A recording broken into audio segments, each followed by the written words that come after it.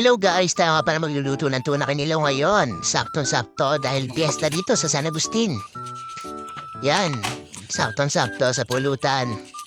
Charis! Yan guys, iwain natin sa gitna guys. Yan, di na natin. Dahil hanap tayo ng matalim na kutsilyo. Medyo kasi mapurol yung kutsilyo nandito eh. Hindi natin masyado mahiwa. Yan, tas yan iwana. Tapos, tanggalin natin yung balat niya.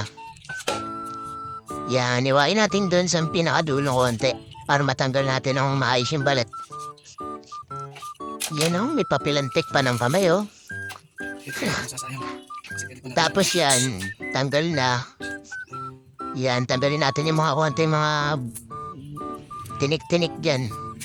Para hindi natin makain pag ginilaw natin.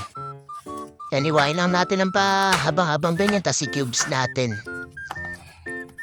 Yan, sarap niyan. Grabe, excited na ako. Yan, tas i-cubes natin siya. Yan. Before na pala kayo magluto, magugas niyo ang kamay. Tapos yan.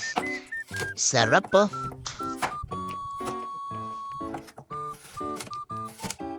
Tapos after nyan, dyan lalagyan natin sa isang lalagyanan. Ayan, sa isang lalagyanan na yan. Lahat ng nahiwa natin. Tapos lalagyan natin ng suka. Yan, bababad natin sa suka. Hugasan muna natin bago natin nilagyan ng suka. Yan. Hindi na namin pinakita paghugas eh. Pero hinugasan namin yan. Yan, tapos halu-haluin natin. Babad natin.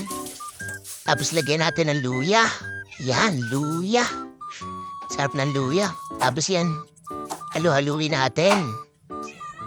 Para mamuot yung lasa ng luya tapos matanggal yung lansa ng isda. Yan, sarap. Bababad natin sa suka. Tapos sunod niyan, lagyan natin paminta. Yan. Sarap po. Mga 2 paminta, sakto na yan. Tapos bababad lang natin siya sa suka. Para mamuot ang sarap.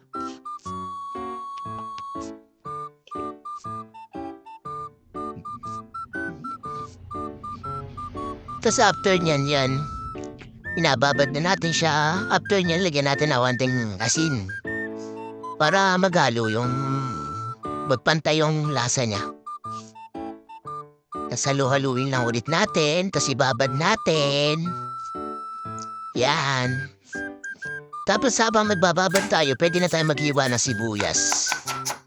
Yan, yung mga kailangan natin na lalagay natin dyan sa kinilaw natin. Yan, hiwa-hiwa tayo ng sibuyas, maraming sibuyas, tapos yan. Tapos maghiwa tayo ng sili. Tapos pagkatapos hiwa-hiwain natin yung mga pipino. Yan, daming pipino. Sarap. Maganda nga pala sa mata yung pipino guys. Pag may natira, ilagay niyo sa mata niya. Huwag yung sili ilalagay niyo, yung pipino lang ha. Tapos yan lalagay na natin sa kinilaw natin ang lahat ng hiniwa natin.